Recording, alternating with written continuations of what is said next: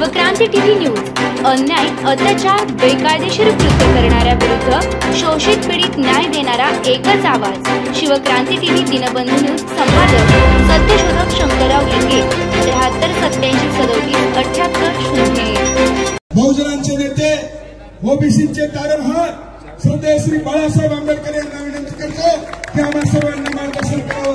सगळ्यांनी खाली बसून या कमिटी नका, सगळ्यांनी ओबीसी एचडीचा बंधूंनो आणि भगिनींनो,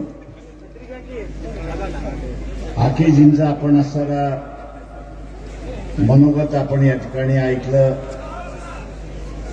त्याच्याच बरोबर इथे असणारा वाघमारेंचं विचार आपण या ठिकाणी ऐकलेत। वरुणराजा हा काही थांबायला तयार नाही अशी असणारी परिस्थिती आहे। तेव्हा एका शेतकऱ्याने मला असताना सांगितलं की हा वरुणराजा जो आहे तो आमचा बदला घेतो। मी म्हटलं बाबा कसला बदला घेतोय? तर तो म्हटला आमच्या मनामध्ये एक आहे आणि आम्ही दुसरं करतोय। म्हटलं मनामध्ये काय आहे? तर तो म्हणतो मनामध्ये आम्हाला आरक्षण पाहिजे, मनामध्ये आम्हाला आरक्षण पाहिजे असं तो म्हणतोय। पण आम्ही आरक्षण विरोधकांना सत्तेवरती बसवतोय म्हणून आमचा बदला गेला जातोय असे।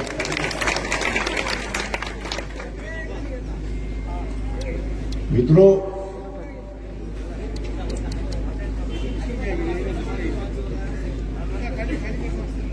आरक्षण हा 1980 पासून चाललेला असणारा विषय।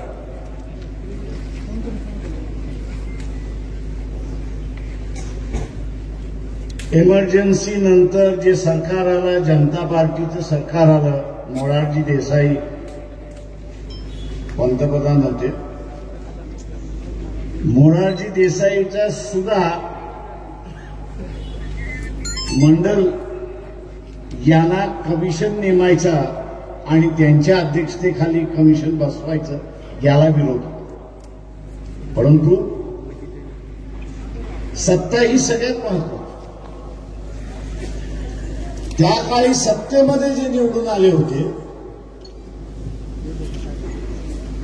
त्यामध्ये ओबीसीची संख्या मोठ्या प्रमाणात खासदारांची,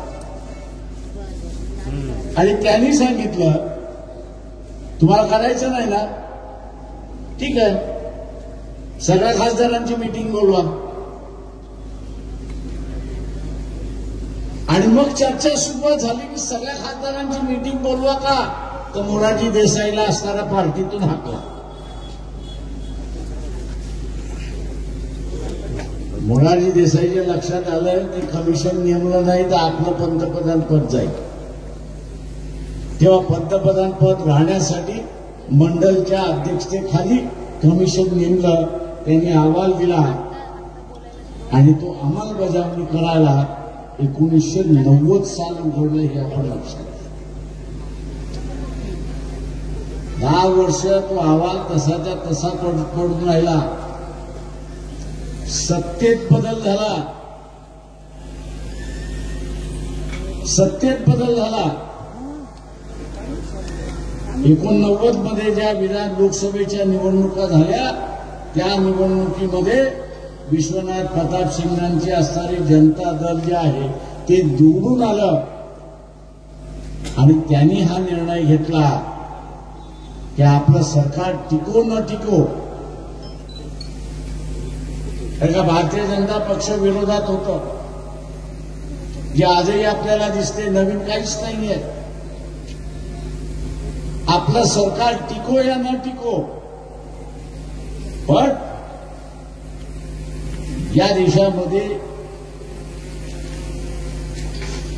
जे आश्वासन घटना स्वीकारताना देण्यात आलं होतं की ओबीसींची असणारी गणना केल्या जाईल, त्याची सूची केल्या जाईल आणि त्यांनाही आरक्षण दिल्या जाईल. 50 साली दिलेलं असणारं हे आश्वासन 1990ला पूर्ण झालं हे आपण लक्षात. 1990ला पूर्ण झालं. पुन्हा सुप्रीम कोर्टामध्ये काही जण गेले की मंडल कमिशन हे असणारं आणि त्यांनी दिलेल्या शिफारशी या घटनेला धरून नाही. या घटनेला धरून नाही. आता त्याचा मी असणारा साक्षीदार आहे. एकही वकील उभा राहायला तयार नव्हता. एकही वकील उभा राहायला तयार नव्हता. अशा कालावधीमध्ये कोण उभं राहील माहित आहे?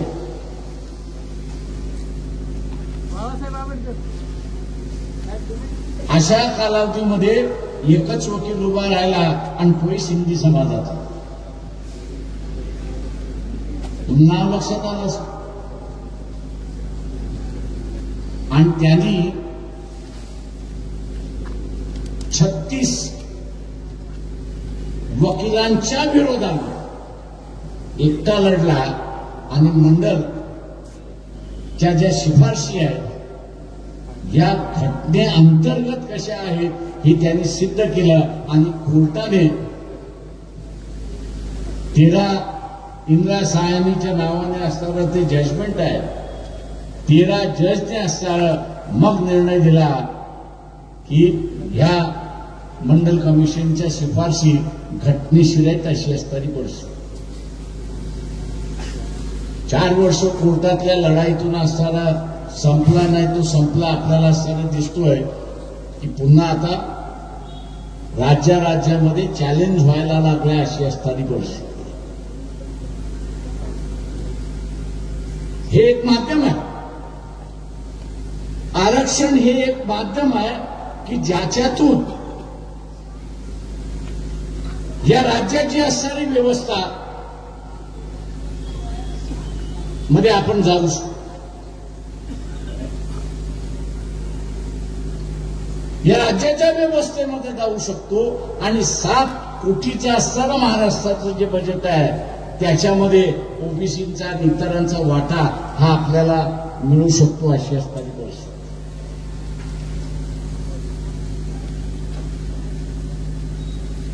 आज कुठलाही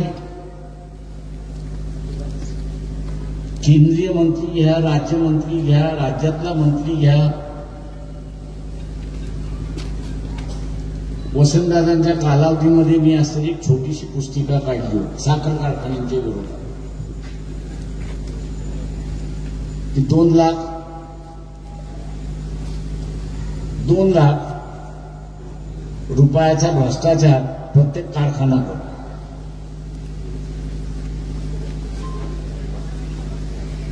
82 कारखान्यांनी मला नोटीस काढली. वसंतदादा पाटील मुख्यमंत्री होते, त्यांनी मला बोलवून सांगितलं बघा साहेब नोटिसा आल्या. म्हटलं दादा फार चांगलं झालं,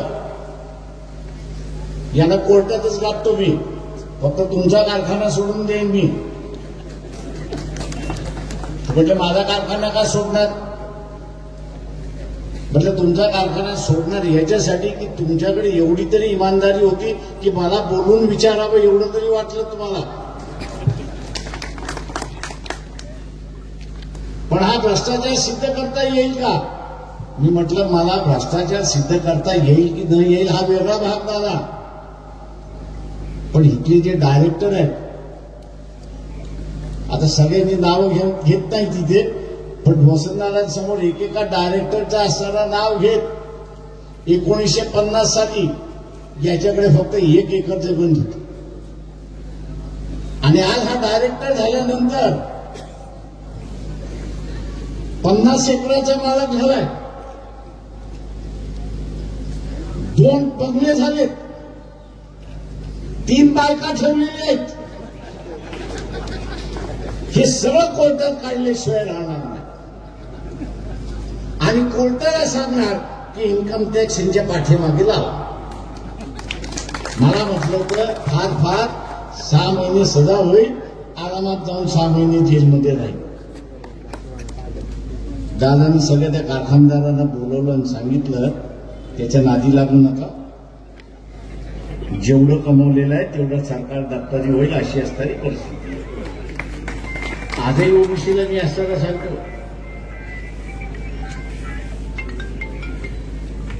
की चोरांचं सरकार, तुमच्या भल्याचं सरकार. तुम्हाला भल्याचं सरकार करायचं असेल तर स्वतःहून सत्तेवरती त्या ठिकाणी बसतो.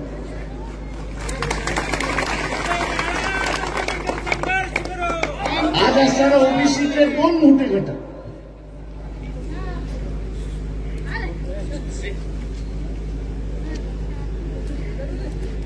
एक धनगर हक्क समाजातला असणारा ओबीसीतला मोठा आणि बंजारातला असणारा सगळ्यात मोठा घटक.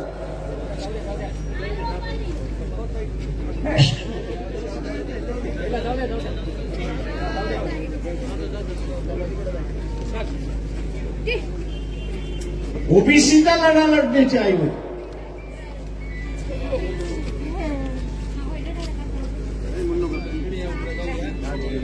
ओबीसीचा लढा लढण्याची ऐवजी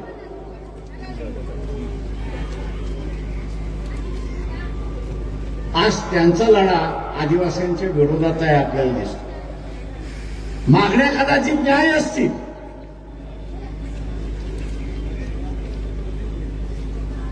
पण 86 ट्रायबल खासदार आणि 27 आमदार महाराष्ट्रातले, धनगरांनाही सांगतो आणि बंजारांनाही सांगतो, तुमचा लढा ते कधी यशस्वी होऊ देणार नाही.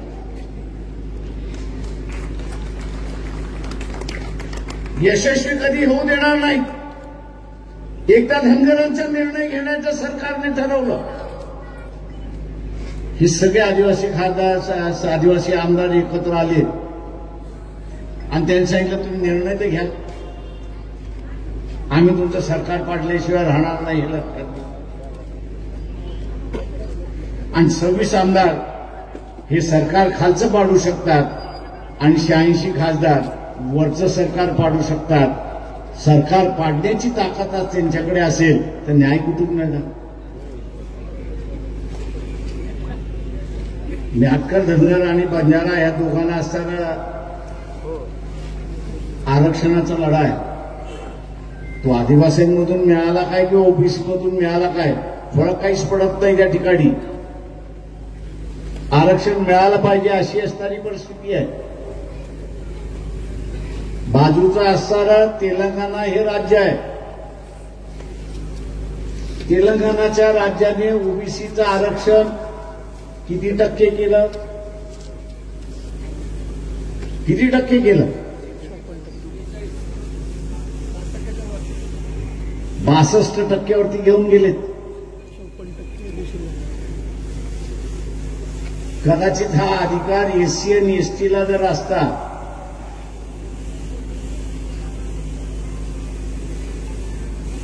तर त्यांनी असताना या देशामध्ये रान पेटवलं असतं, जाळपोळ केली असती, लुटमार केली असती, आमदार खासदाराला मारलं असतं आणि सरळ सांगितलं आम्हाला 15% नको, आम्हाला 25% पाहिजे. पण घटनेमध्येच असल्यामुळे तुमच्या संख्येप्रमाणेच पेट त्याच्या बाहेर तुम्हाला मिळणार.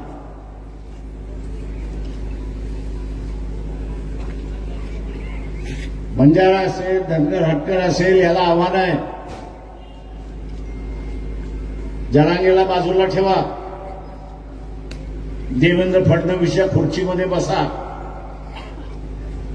आणि देवेंद्र फडणवीसच्या खुर्चीमध्ये बसल्यानंतर हे 27%चं 62% करू शकता की नाही याचं फक्त उत्तर स्वतःलाच द्या. 62% करू शकता की न करू शकता? आज शिक्षणातलं आरक्षण जे आहे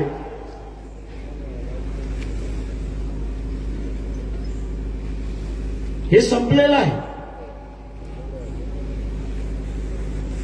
नोकऱ्यांमधलं आरक्षण संपलेलं आहे. त्याच्या शिक्षण क्षेत्रातलं खाजगीकरण झालेलं आहे. नोकऱ्यांमधलं कॉन्ट्रॅक्टवरती त्या ठिकाणी गेलेलं आहे. आता जे आरक्षण राहिलेलं आहे ते ग्रामपंचायत, पंचायत समिती, जिल्हा परिषद, नगरपालिका, महानगरपालिका इथलंच राहिलेलं.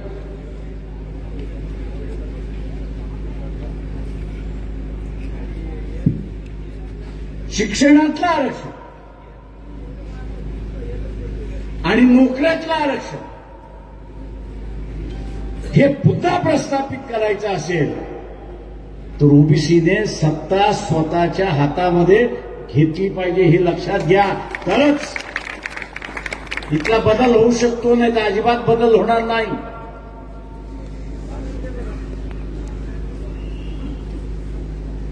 हा जो निजामी मराठा सत्तेवरती बसलेला आहे त्याचा इतिहास तुम्हाला माहिती आहे.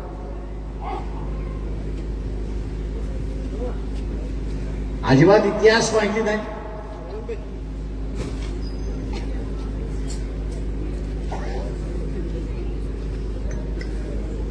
दिल्लीच्या तख्ताशी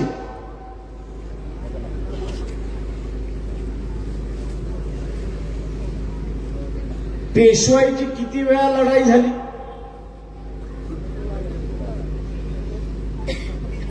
किती वेळा झाली? हा इतिहास आपल्याला कोणी सांगणार नाही. 3 वेळा झाली. आणि 3 वेळा मांडवली काय झाली तर दिल्लीच्या तख्तावरती आम्ही बसणार नाही, तर दिल्लीचं तख्त आम्ही सांभाळू, पण वसुली काढण्याचं राज्य हे आम्हाला मिळालं पाहिजे. काय मिळालं पाहिजे? जेव्हा मानसिकता कुठली आहे?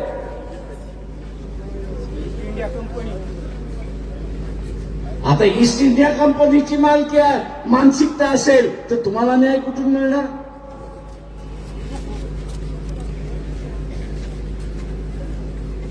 वसुलीची मानसिकता असेल तर ओबीसीला न्याय कुठून मिळणार? तर वसुलीचं जे आहे, ओबीसीतलं सुद्धा जे आहे ते काढून घ्या, कारण का वसूल करायचा. आणि म्हणून बाबासाहेब नेहमी म्हणत असत की इतिहास हा आपला मार्गदर्शक, आणि जो इतिहास ओळखतो, इतिहासाला समजतो, तोच नवा इतिहास या ठिकाणी घडू शकतो, हे आपण लक्षात. इथे नवा इतिहास आपल्याला घडला. नवा इतिहास काय घडवायचा आहे?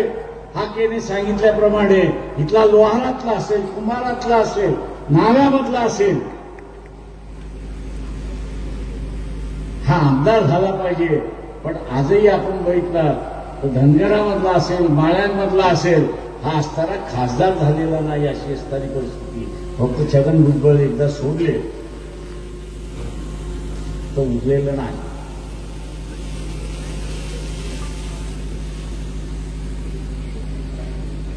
आणि म्हणून आपण आपली असणारी मानसिकता ही बदलली.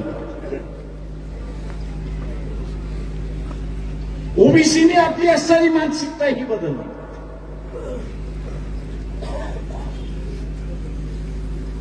धर्माच्या नावाखाली आज भारतीय जनता पक्ष काय म्हणताय की धर्म संकटमध्ये आलाय, हिंदू संकटात आलाय. अरे भोसडीच्या नो सत्ता तुमची आहे ना रे,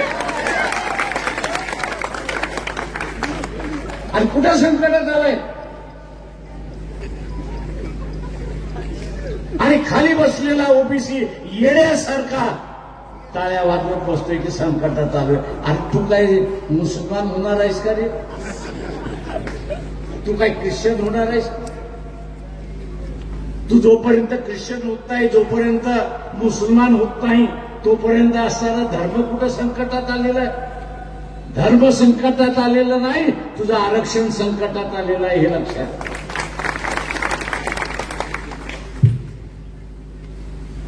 एका मुसलमानाला पकडायचं, कुडाळीने तलवारीने त्याचे एवढे तुकडे तुकडे तुकडे तुकडे तुकडे तुकडे करायचे की खेमा करून टाकायचा आणि त्याचा व्हिडिओ काढायचा, दाखवून द्यायचा. आणि मग आपल्याला असं वाटतं काय मुसलमानाला मारलं? अरे एक मुसलमान मेलाय, उरलेले सगळे जिवंत आहेत ना. एक मुसलमान मेलेला आहे, उरलेले सगळे जिवंत आहेत ना. कारवाई कुठे?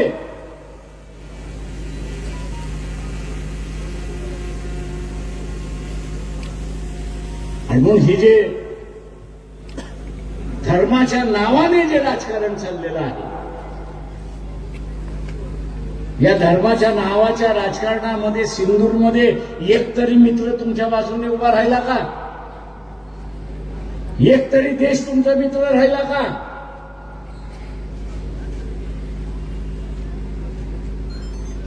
हे उद्याचा असणारा खापर कोणावरती फुटणार आहे? तो ओबीसीवरती फुटणार आहे, हे लक्षात घ्या. हे ओबीसीवरती फुटणार आहे याचं कारण की शहाणपणाचं ज्यावेळेस वागायला पाहिजे होतं, देशाच्या हितासाठी ज्यावेळेस तो वागायला पाहिजे होता, त्यावेळेस देशाच्या हितासाठी वागला नाही, तर धर्माच्या नावाने वेडेपणाने तो नाचायला लागला, अशी परिस्थिती. आज आपण बघितलं असेल तर अमेरिका तुमच्या विरोधात, इंग्लंड तुमच्या विरोधात, फ्रान्स तुमच्या विरोधात, आणि मध्यंतरी बातम्या आल्या की रशिया पाकिस्तानला विमानं देणार आहेत अशी असताना परिस्थिती. 3 महिन्यामध्ये युद्ध आहे, एवढं लक्षात घ्या. पाकिस्तानमध्ये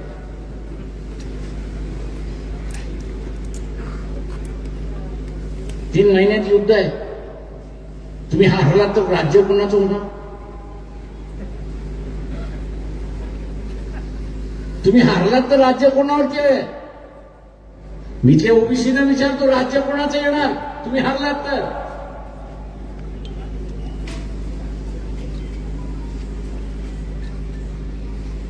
जो नुसता धर्म घेऊन बसलेला, त्याची सुद्धा आवश्यकता आहे. मी नाही असं म्हणत नाही. धर्म हा माणसाला मनशांती देतो, पण इथं असताना सुरक्षितता आणि पोटाचा प्रश्न सोडवायचा असेल तर तो राजकारणच देतो, हे आपण लक्षात घ्या. आणि त्याच्यापासूनच ओबीसी फारकत घेतो, त्याच्यापासूनच तो असताना फारकत घेतो. 17 देश आणि 1 तुम्ही, जिंकेल कोण? 17 देश एकत्र आले एकाच्या विरोधात, जिंकणार कोण?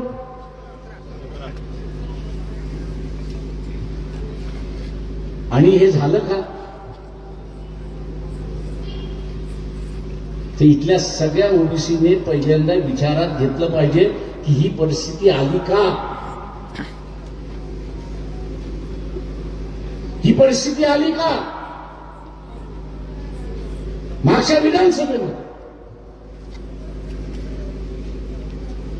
ओबीसीवरती हल्ले झाले, लोकसभेनंतर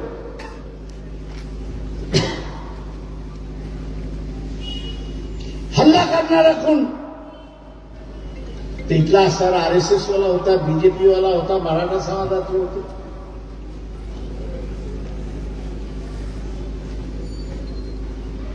आम्ही मतदान दिलं कोणाला?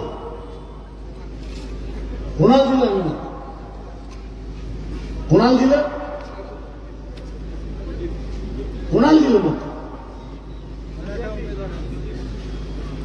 तो एनसीपीचा मराठा काय आणि बीजेपीचा मराठा काय? तो ओबीसीची काय करणार?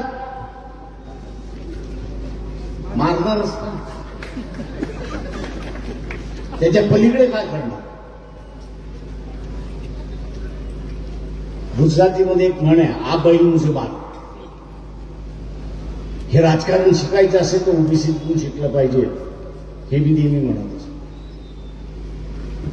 की स्वतःच्या पायावरती धोंडा पाडायचा असेल तर तो ओबीसी कडून शिकला पाहिजे, इतर कोणाकडून शिकता नाही.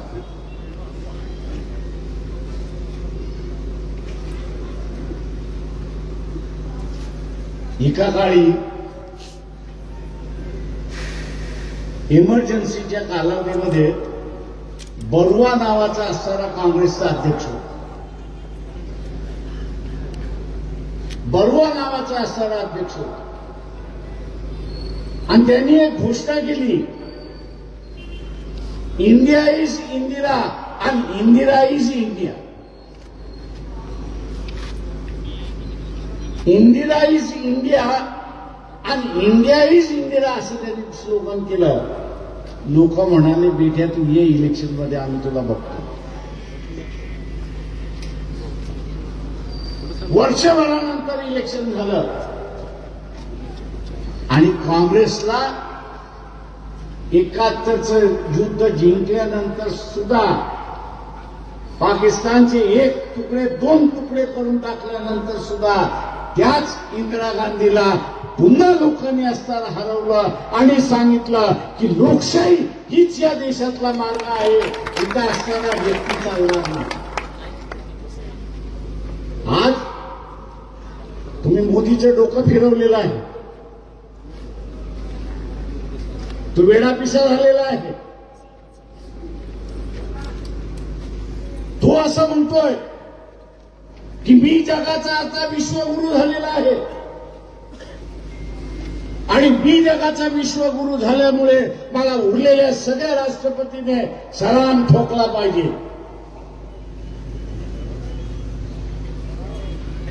त्याची ही जी आम भावना आहे,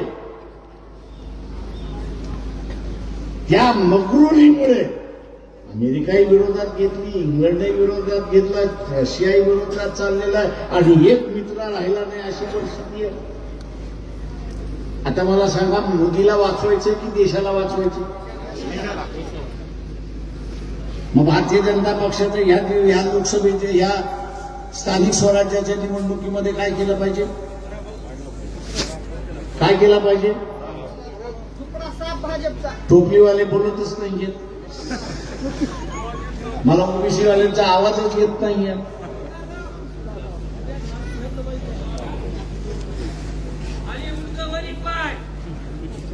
त्याच्याने काय होणार आहे? हा, जिथं लढायचं तिथं लढायचं नाही, जिथं पाय घालायचं तिथं पाय घालायचं नाही आणि भोवतीकडे पाय घालून आपला निवडून घ्यायचं.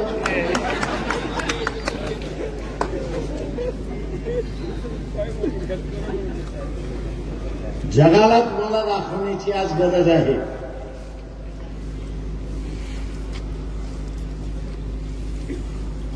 इथल्या जगाला दाखवण्याची गरज आहे की भारतातला नागरिक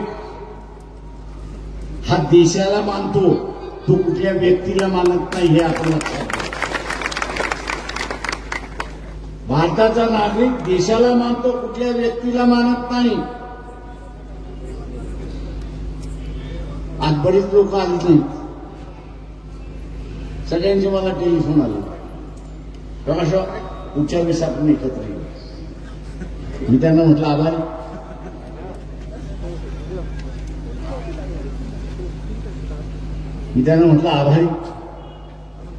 म्हटलं ह्या स्वतंत्र देशाचा मी एक नागरिक आहे. या देशाने म्हटलं मला बोलायचा अधिकार दिला आणि पंतप्रधानाला शिव्या घालण्याचा सुद्धा अधिकार दिलेला आहे. मी ती वाट बघतोय की शिव्या घातल्यानंतर मला पोलिसांनी पकडावं. मी एकदा कमिशनरला फोन केला आणि सांगितलं मी आज शिव्या घालायला जातोय, मला अटक करा. ती कमिशनर म्हणले तुम्ही सुटून झाले हे आम्हाला माहिती आहे, पण आमचे एक हत्यार घालवायचं.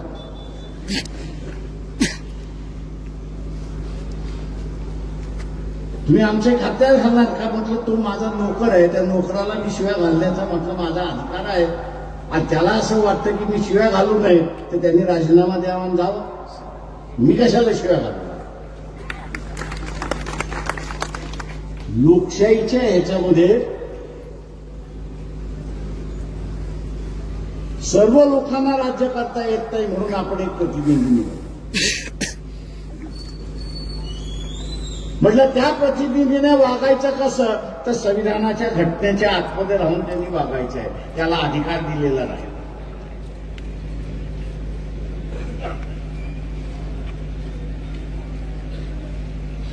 आज असणारा रशियाकडून आपण तेल विकत घेतोय, बरोबर? त्याचा नफा कोणाला चाललाय? तो नफा कोणाला चाललाय?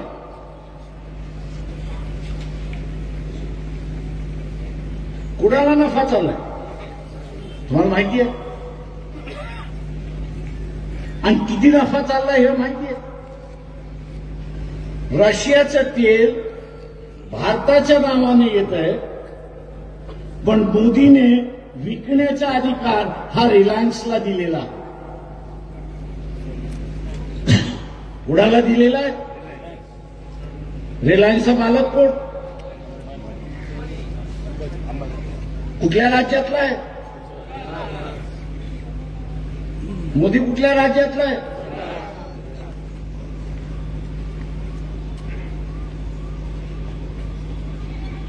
नफा किती होतोय? रशियाचं तेल जगामध्ये विकून नफा किती होतोय? किती नफा होतोय? अरे वर्तमानपत्र वाचता आकडेवारी येते ना. दर वर्षाला 44,000 कोटीचा नफा दिसतोय. किती नफा आहे? कितीचा नफा आहे? आणि हा कोणाच्या खिशामध्ये जातोय? तुमचं डिझेल पेट्रोल कमी झालं का?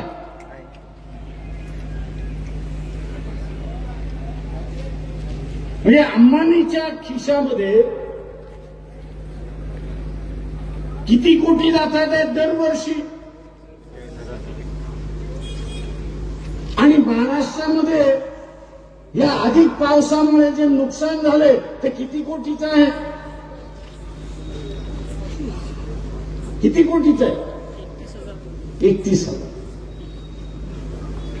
तोच नफा जर महाराष्ट्र देशाच्या तिजोरीमध्ये आला असता तर आज त्या कलेक्टरची गाडी फोडायची वेळ आली असती का?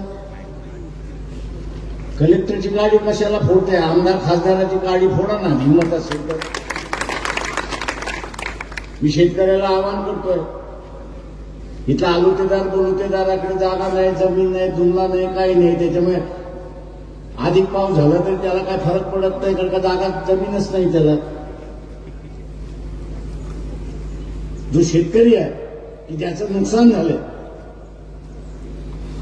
त्यांनी गळा कोणाचा पकडला पाहिजे? तर आमदार खासदाराचा गळा पकडला पाहिजे, कारण का तोच निधी देऊ शकतो आणि कलेक्टर आणि तहसीलदार हा फक्त वाटप करू शकतो अशी परिस्थिती.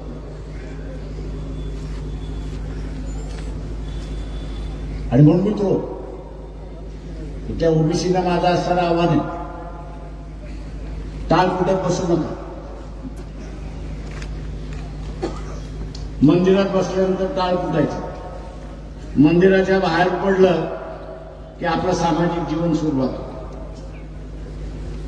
या सामाजिक जीवनाची जबाबदारी ही आपण सर्व ओळखतो.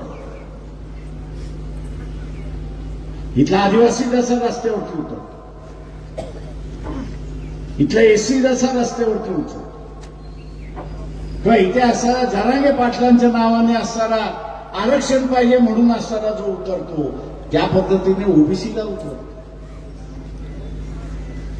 स्वतःच्या अधिकारासाठी स्वतःलाच लढावं लागणार, आता कोणी लढणार.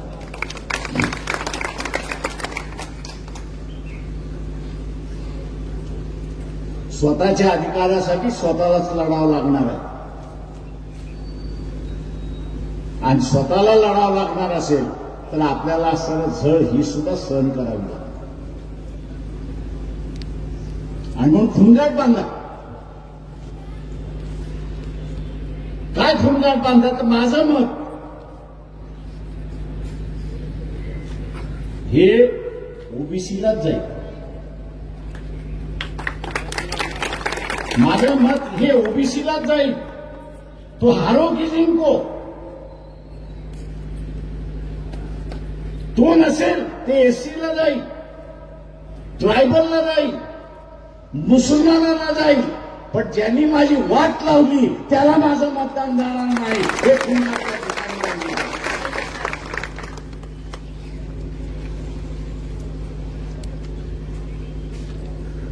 ओबीसी असं म्हणत नाही की बाबा मराठा समाजाला आरक्षण देऊ नका. ती एवढंच फक्त म्हणतोय की त्याचं ताट वेगळं, माझं ताट वेगळं.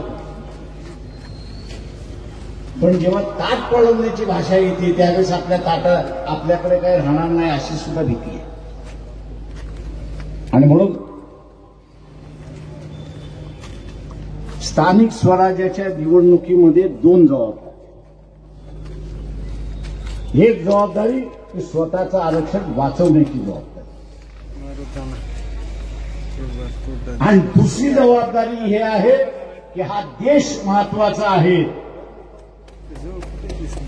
नरेंद्र मोदी हा महत्वाचा आहे.